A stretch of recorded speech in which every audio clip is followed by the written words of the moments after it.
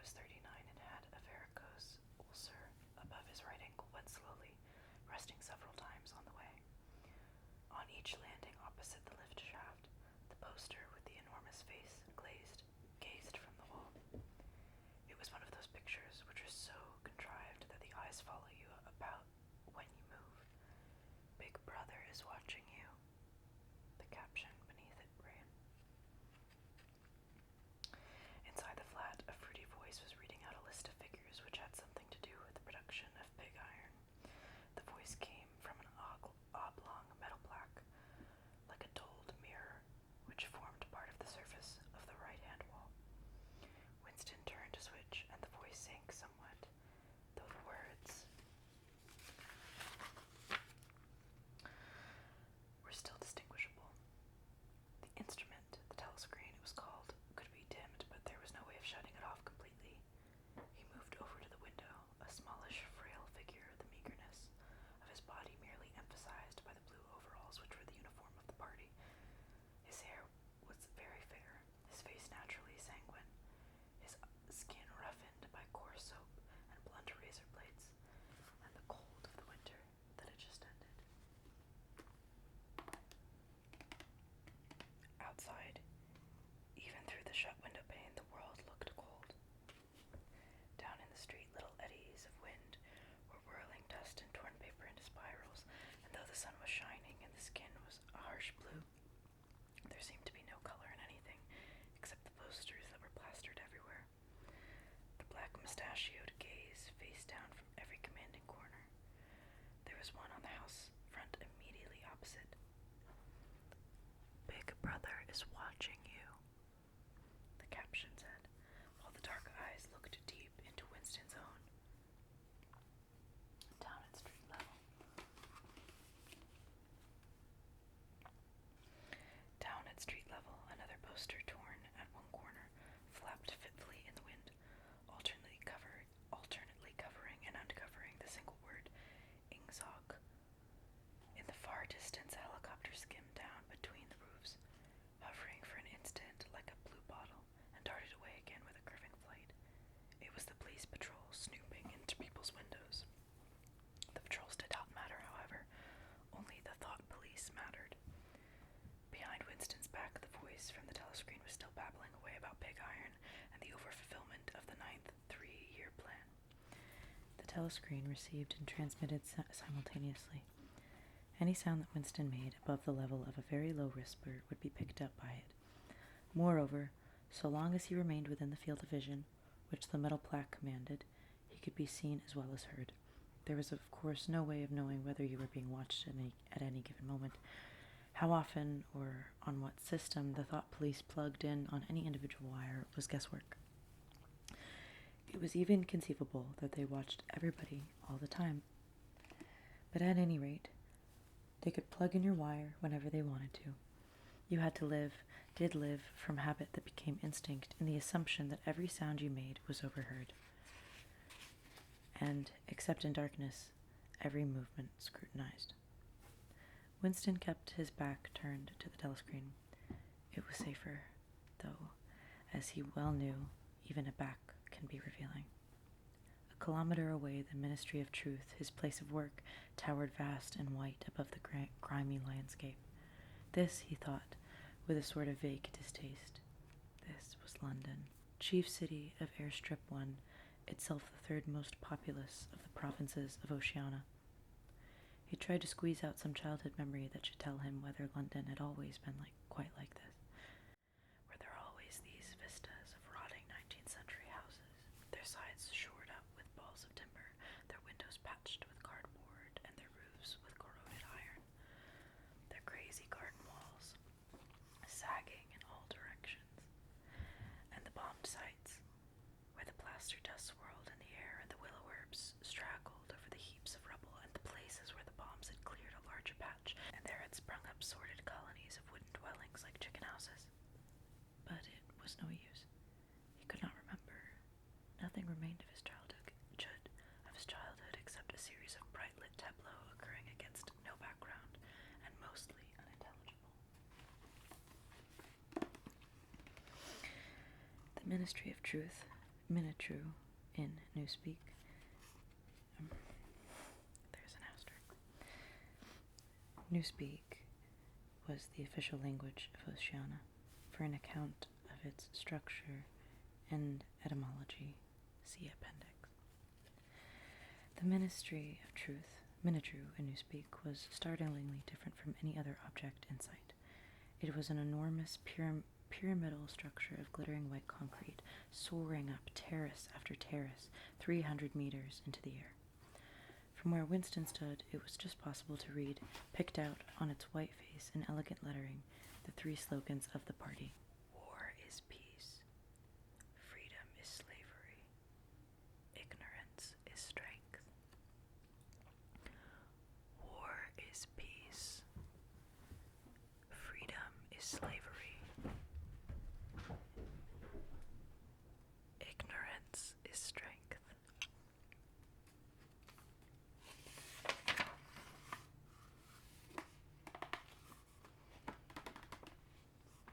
The Ministry of Truth contained, it was said, 3,000 rooms above ground level and corresponding ramifications below.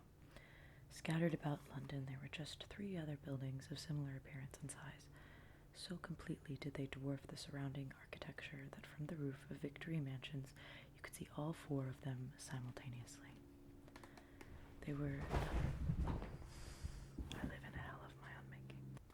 They were the homes of the 4 ministries between which the entire apparatus of government was divided. The Ministry of Truth, which concerned itself with news, entertainment, education, and the fine arts. The Ministry of Peace, which concerned itself with war. The Ministry of Love, which maintained law and order, and the Ministry of Plenty, which was responsible for economic affairs. Their names in Newspeak, Minitru, Minipax, Minilove, and Miniplenty. The Ministry of Love was the really frightening one. There were no windows in it at all. Winston had never been inside the Ministry of Love, nor within half a kilometer of it. It was a place impossible to enter except on official business, and then only by penetrating through a maze of barbed wire entanglements, steel doors, and hidden machine gun nests. Even the streets leading up to its outer barriers were roamed by gorilla-faced guards in black uniforms, armed with jointed truncheons. Winston turned round abruptly. He had set his features into the expression of quiet optimism, which it was advisable to wear when facing the telescreen. He crossed the room into the tiny kitchen.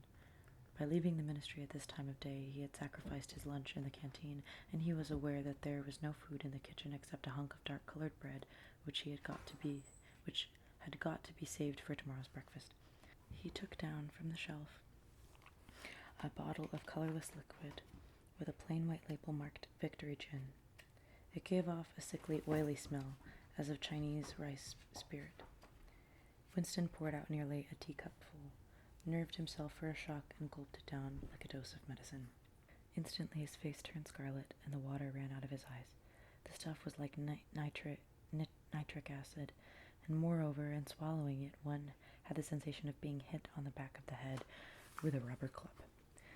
The next moment, however, the burning in his belly died down, and the world began to look more cheerful.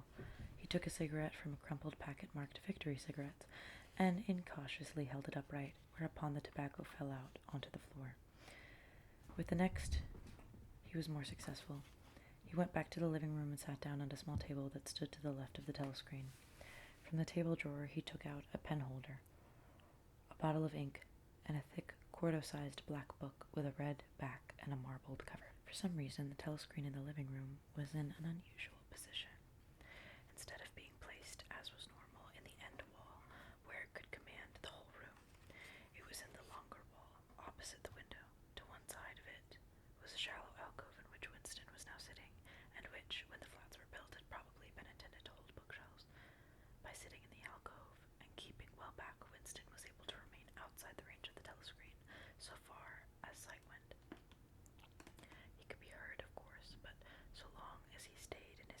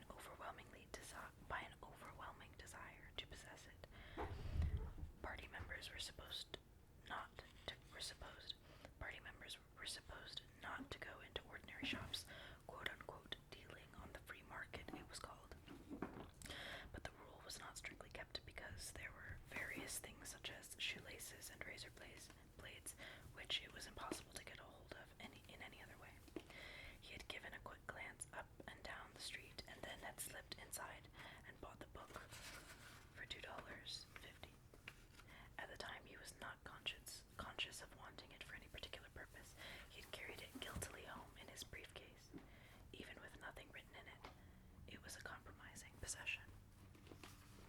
The thing that he was about to do was to open a diary. This was not illegal. Nothing was illegal since there were no longer any laws, but if detected, it was reasonably certain that it would be punished by death or at least by 25 years in forced labor camp. Winston fitted a nib into the pen holder and sucked it to get the grease off.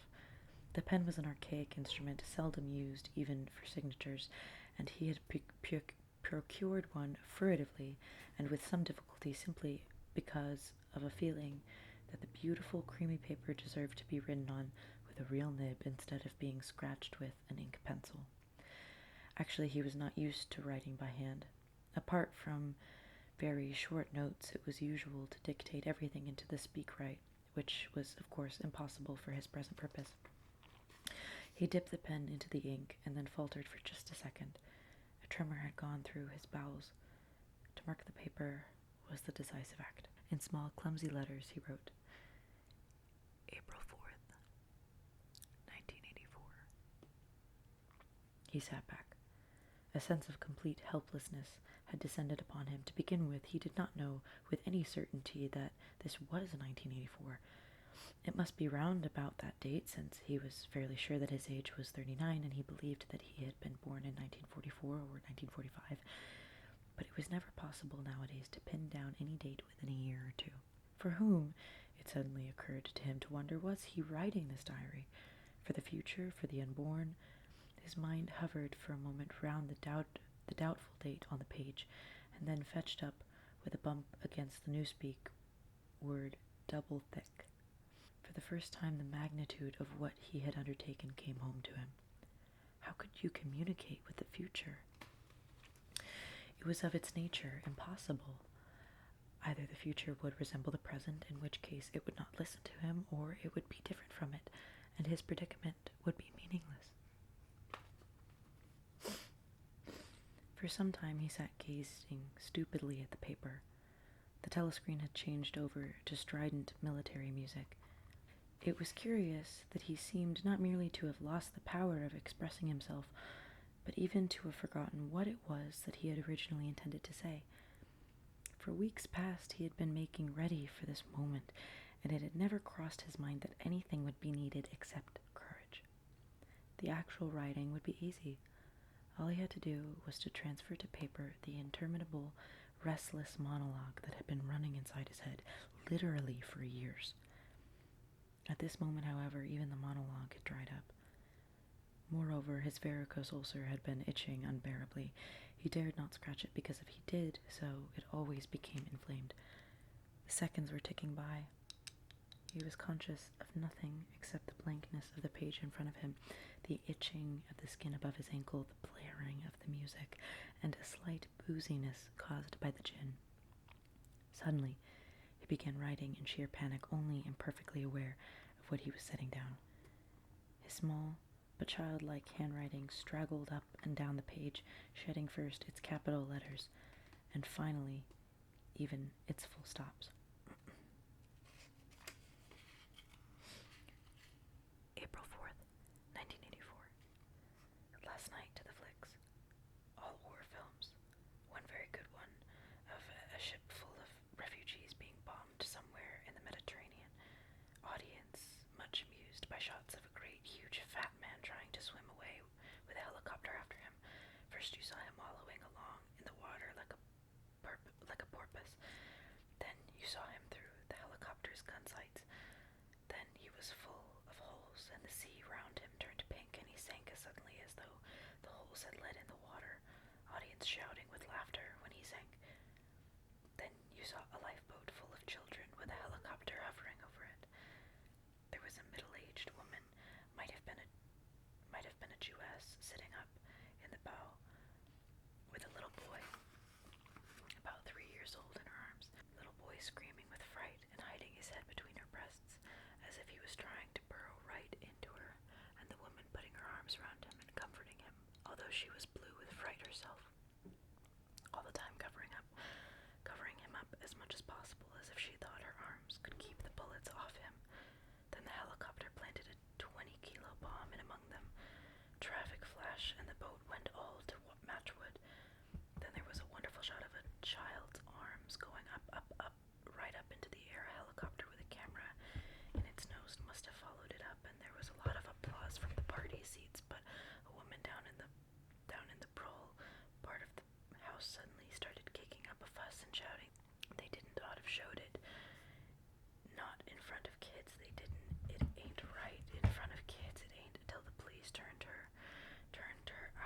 suppose anything happened to her. Nobody cares what the proles say. Typical prole reaction. They never. Winston stopped writing, partly because he was suffering from cramp. He did not know what had made him pour out this stream of rubbish, but the curious thing was that while he was doing so, a totally different memory had clarified itself in his mind to the point where he almost felt equal to writing it down. It was, he now realized, because of this other incident that he had suddenly decided to come home and begin the diary today. It had happened that morning at the ministry, if anything so nebulous could be said to happen. It was nearly 1100, and in the records department where Winston worked, they were dragging the chairs out of the cubicles and grouping them in the center of the hall opposite the big telescreen in preparation for the 2 minutes hate. Winston was just taking his place in one of the middle rows when 2 people whom he knew by sight but had never spoken to came unexpectedly into the room. One of them was a girl whom he often passed in the corridors. He did not know her name, but he knew that she worked in the fiction department, presumably since he had sometimes seen her with oily hands and carrying a spanner. She had some mechanical job on one of the novel writing machines. She was a bold-looking girl of about 27 with thick dark hair and freckled face and swift, athletic movements. A narrow scarlet sash, emblem of the Junior Anti-Sex League, was wound several times around the waist of her overalls, just tightly enough to bring out the shapeliness of her hips. Winston had disliked her from the very first moment of seeing her. He knew the reason. It was because of the atmosphere of hockey fields and cold baths and community hikes and general clean-mindedness which she managed to carry about her. He disliked nearly all women, especially the young and pretty ones. It was always the women, and above all the young ones, who were the most bigoted adherents of the party, the swallowers of slogans, the amateur spies and nosers out of unorthodoxy. But this particular girl gave him the impression of being more dangerous than most. Once when they passed in the corridor, she had given him a quick sidelong glance which seemed to pierce right into him, and for a moment had filled him with black terror. The idea had even crossed his mind that she might be an agent of the thought police. That, it was true, was very unlikely. Still, he continued to feel a peculiar uneasiness, which had fear mixed up in it, as well as hostility whether she was anywhere near him. The other person was a man named O'Brien, a member of the inner party and holder of some post so important and remote that Winston had only a dim idea of its nature. A momentary hush passed over the group of people round the chairs as they saw the black overalls of an inner party member approaching. O'Brien was a large, burly man with a thick neck and a coarse, humorous, brutal face. In spite of his formidable appearance, he had a certain charm of manner. He had a trick of resettling his spectacles on his nose, which was curiously disarming. In some indefinable way, curiously civilized. It was a gesture which, if anyone had still thought in such terms, might have recalled an 18th century nobleman offering his snuff-box. Winston had seen O'Brien perhaps a dozen times in almost as many years. He felt deeply drawn to him, and not solely because he was intrigued by the contrast between O'Brien's urbane manner and his prize-fighter's physique. Much more it was because of a secretly held belief, or perhaps not even a belief, merely a hope, that O'Brien's political orthodoxy was not perfect. Something in his face suggested it irresistibly. And again, perhaps it was not even unorthodoxy that was written in his face, but simply intelligence. But at any rate, he had the appearance of being a person that you could talk to, if somehow you could cheat the telescreen and get him alone. Winston had never made the smallest effort to verify his guess. Indeed, there was no way of doing so. At this moment, O'Brien glanced at his wristwatch, saw that it was nearly 1100, and evidently decided to stay in the records department until the 2 minutes hate was over. He took a chair in the same row as Winston, a couple of places away. A small sandy-haired woman, who worked in the next cubicle to Winston, was between them. The girl with dark hair was sitting immediately behind. The next moment, a hideous, grinding speech, as of some monstrous machine running without oil, burst from the big telescreen at the end of the room. It was a noise that set one's teeth on edge and bristled the hair at the back of one's neck. the hate had started. As usual, the face of Emmanuel Goldstein, the enemy of the people, had flashed onto the screen. There were hisses here and there among the audience. The little sandy-haired woman gave a squeak of mingled fear and disgust. Goldstein was the renegade and backslider who once long ago, how long ago nobody quite remembered, had been one of the leading figures of the party, almost on a level with Big Brother himself, and then had engaged in counter-revolutionary activities, had been condemned to death, and had mysteriously escaped and disappeared. The program of the 2 Minutes Hate varied from day to day, but there was none in which Goldstein was not the principal figure. He was the primal traitor, the earliest defiler of the party's purity. All subsequent crimes against the party, all treacheries, acts of sabotage, hearsays, deviations, sprang directly out of his teaching. Somewhere or other, he was still alive and hatching his conspiracies, perhaps somewhere beyond the sea, under the protection of his foreign paymasters, perhaps even, so it was occasionally rumored, in some hiding place in Oceania itself. Winston's diaphragm was constricted. He could never see the face of Goldstein without a painful mixture of emotions. It was a lean Jewish face, with a great fuzzy areole of white hair, and a small goatee beard, a clever face, and yet somehow inherently despicable, with a kind of senile silliness in the long, thin nose near the end of which a pair of spectacles was perched. It resembled the face of a sheep, and the voice, too, had a sheep-like quality. Goldstein was delivering his usual venomous attack upon the doctrines of the party, an attack so exaggerated and perverse that a child should have been able to see through it, and yet just plausible enough to fill one with an alarmed feeling that other people, less level-headed than oneself, might be taken in by it. He was abusing Big Brother. He was denouncing the dictatorship of the party. He was demanding the immediate conclusion of peace with Eurasia. He was advocating freedom of speech, freedom of the press, freedom of assembly, freedom of thought.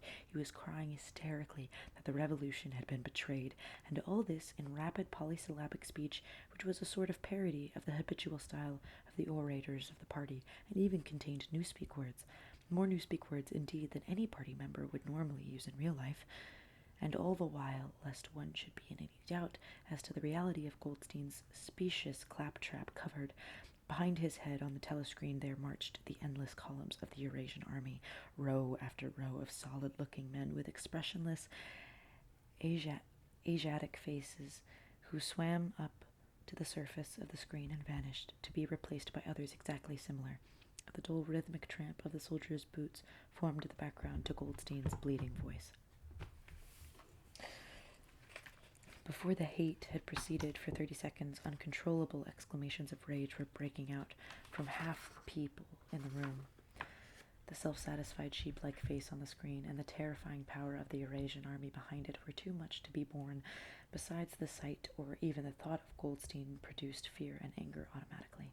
He was an object of hatred, more constant than either Eurasia or East Asia, since when Oceania was at war with one of those powers, it was generally at peace with the other.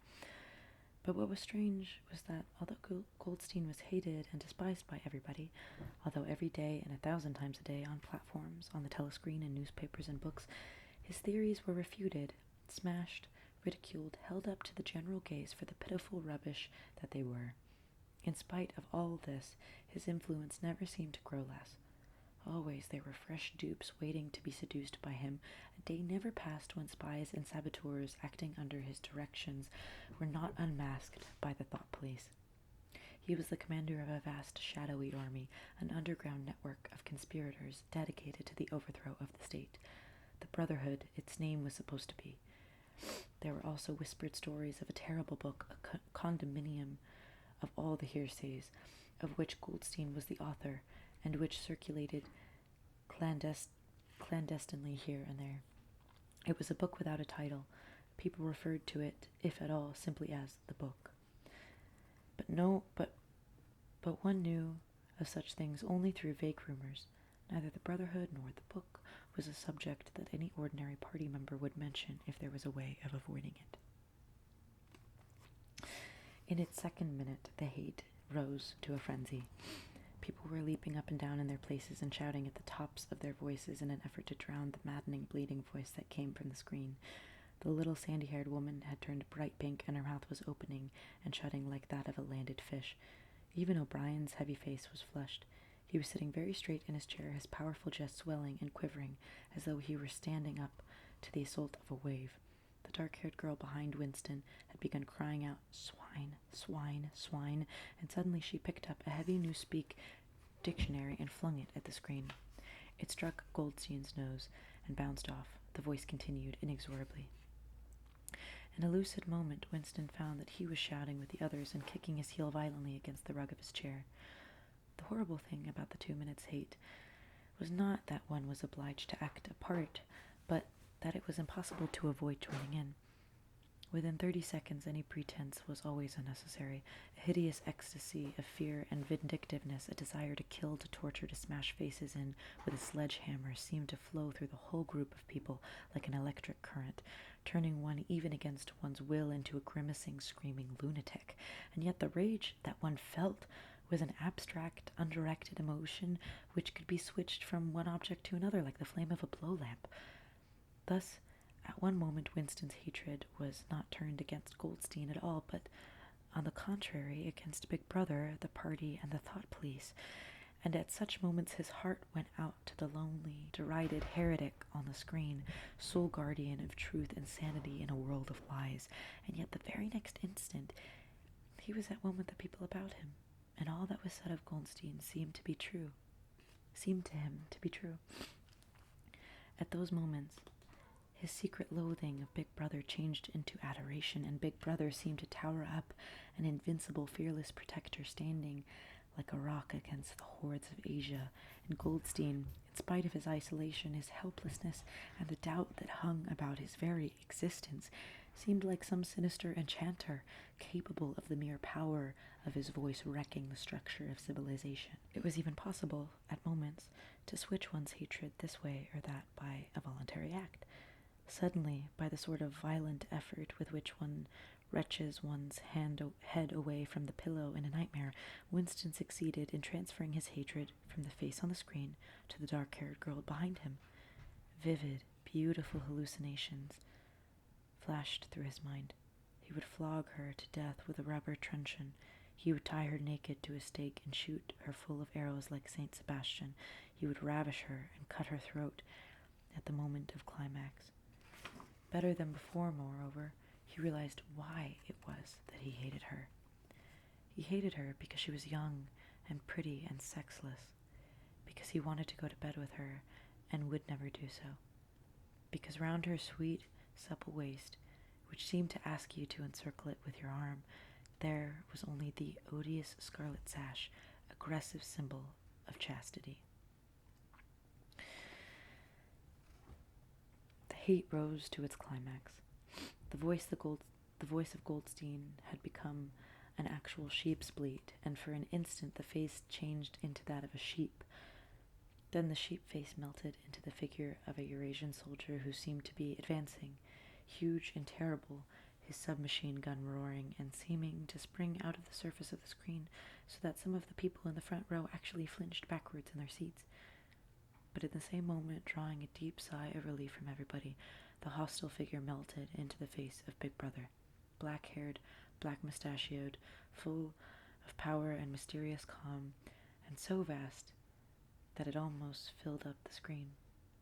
Nobody heard what Big Brother was saying. It was merely a few words of encouragement, the sort of words that were uttered in the din of battle, not distinguishable individually, but restoring confidence by the fact of being spoken. Then the face of Big Brother faded away again, and instead the 3 slogans of the party stood out in bold capitals. War is peace. Freedom is slavery. Ignorance is strength. But the face of Big Brother seemed to persist for several seconds on the screen, as though the impact that it had made on everyone's eyeballs was too vivid to wear off immediately. The little sandy-haired woman had flung herself forward over the back of the chair in front of her. With a tremulous murmur that sounded like "my savior," she extended her arms toward the screen. Then she buried her face in her hands. It was apparent that she was uttering a prayer. At this moment, the entire group of people broke into a deep, slow, rhythmic chant of beep, beep, beep, over and over again, very slowly, with a long pause between the first B and the second. A heavy, murmurous sound, somehow curiously savage, in the background of which one seemed to hear the stamp of naked feet and the throbbing of tom-toms. For perhaps as much as 30 seconds they kept it up. It was a refrain that was often heard in moments of overwhelming emotion. Partly it was a sort of hymn in the wisdom of majesty of Big Brother, but still more it was an act of self-hypnosis, a deliberate drowning of consciousness by means of rhythmic noise. Winston's entrails seemed to grow cold. In the 2 minutes' hate he could not help sharing in the general delirium, but the subhuman chanting of B, B, B, B, always filled him with horror. Of course he chanted with the rest. It was impossible to do otherwise. To dissemble your feelings, to control your face, to do what everyone else was doing was an instinctive reaction. But there was a space of a couple of seconds during which the expression in his eyes might conceivably have betrayed him. It was exactly at this moment that the significant thing happened, if indeed it did happen. Momentarily, he caught O'Brien's eye. O'Brien had stood up. He had taken off his spectacles and was in the act of resettling them on his nose with his characteristic gesture. But there was a fraction of a second when their eyes met, and for as long as it took to happen, Winston knew, yes, he knew, that O'Brien was thinking the same thing as himself. An unmistakable message had passed. It was as though their two minds had opened and the thoughts were flowing from one into the other through their eyes. I am with you, O'Brien seemed to be saying. I know precisely what you are feeling. I know all about your contempt, your hatred, your disgust. But don't worry, I am on your side. And then the flash of intelligence was gone, and O'Brien's face was as inscrutable as everyone else's. That was all, and he was already uncertain whether it had happened. Such incidents never had any sequel. All that they did was to keep alive in him the belief or hope that others besides himself were the enemies of the party. Perhaps the rumors of vast underground conspiracies were true after all. Perhaps the Brotherhood really existed. It was impossible, in spite of the endless arrests and confessions and executions, to be sure that the Brotherhood was not simply a myth. Some days he believed in it, some days not. There was no evidence, only fleeting glimpses that might mean anything or nothing. Snatches of overheard conversation, faint scribbles on laboratory walls. Once, even, when two strangers met, a small movement of the hands which had looked as though it might be a signal of recognition. It was all guesswork. Very likely he had imagined everything. He had gone back to his cubicle without looking at O'Brien again. The idea of following up their momentary contact hardly crossed his mind. It would have been inconceivably dangerous, even if he had known how to set about doing it. For a second, 2 seconds, they had exchanged an equivocal glance, and that was the end of the story. But even that was a memorable event in the locked loneliness in which one had to live. Winston roused himself and sat up straighter. He let out a belch. The gin was rising from his stomach. His eyes refocused on the page. He discovered that while he sat helplessly musing, he had also been writing, as though by automatic action. And it was no longer the same cramped, awkward handwriting as before. My little one. His pen had slid voluptuously over the smooth paper, writing in large, neat capitals, "Down with Big Brother, down with Big Brother, down with Big Brother, down with Big Brother, down with Big Brother," and over again, filling half a page. He could not help feeling a twinge of panic. It was absurd, since the writing of those particular words was not more dangerous than the initial act of opening the diary. But for a moment he He was tempted to tear out the spoiled pages and abandon the enterprise altogether. He did not do so, however, because he knew that it was useless. Whether he wrote "Down with Big Brother" or whether he refrained from writing it made no difference. Whether he went on with the diary or whether he did not go on with it made no difference. The thought police would get him just the same. He had committed, would still have committed, even if he had never set pen to paper, the essential crime that contained all others in itself. Thought crime, they called it. Thought crime was not a thing that could be concealed forever. You might dodge successfully for a while, even for years, but sooner or later they were bound to get you. It was always at night. The arrests invariably happened at night. The sudden jerk out of sleep, the rough hand shaking your shoulder, the lights glaring in your eyes, the ring of hard faces around the bed.